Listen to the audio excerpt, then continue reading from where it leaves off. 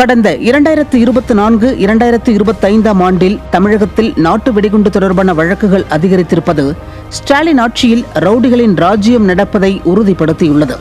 ஸ்டாலின் ஆட்சிக்கு வந்தது முதல் தமிழகத்தில் பெட்ரோல் குண்டுவீச்சு சம்பவங்கள் சர்வசாதாரணமாக நடக்க தொடங்கியது.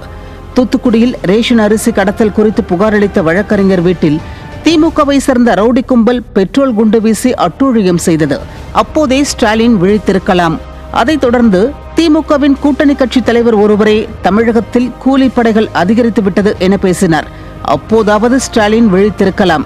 விளம்பர முகத்தில் ஸ்டாலின் மிதப்பதால் இப்போது நாட்டு வெடிகுண்டு கலாச்சாரம் தலை தூக்கி இருக்கிறது. திருப்போரூரில் கொலை வழக்கில் கைதாகி பிணையில் வந்த 20 வயது இளைஞர் நாட்டு வெடிகுண்டு தயாரித்து சிக்கி இருக்கிறார். திண்டுக்கல்லில் சட்டவிரோத குண்டு தயாரிப்பின் போது 2 பலியானது. சென்னை அடுத்த பூந்தமல்லியில் அரசியல் கட்சி பிரமுகர் கொலை செய்யப்பட்டது. திருவள்ளூரில் நாட்டு வெடிகுண்டு வீசி கொலை செய்யப்பட்டது என சம்பவங்களை அடுக்கிக் கொண்டே போகலாம். 2 ஆண்டுகளுக்கு முன்னரே நெல்லையில் நாட்டு வெடிகுண்டை வெடித்து இளைஞர்கள் வீடியோ வெளியிட்டது சட்டம் ஒழுங்கு லட்சணத்தை அம்பலப்படுத்தியது. அன்றிலிருந்து இன்று வரை எந்த முன்னேற்றமும் இல்லை.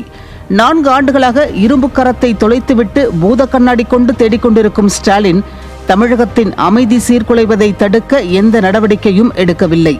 இரும்பு கரத்தை தேடிக்கொண்டிருக்கும் முதல்வரே 2026க்கு பிறகு வீட்டில் உட்கார்ந்து பொறுமையாக தேடுங்கள். அது உங்களது உடன்பிறப்புகளிடமே உள்ளது. சட்டம் ஒழுங்கு சீர்குலைய முதல் காரணம் அறிவாலயவாசிகளாக வலம் வரும் திமுக ரவுடிகள்தான். தோல்விக்கு பிறகே அது உங்களுக்கு புரியும் என்கிறார்கள் பொதுமக்கள். நியூஸ் ஜே செய்திகளுக்காக ஸ்ரீராம் சுப்புராஜ்.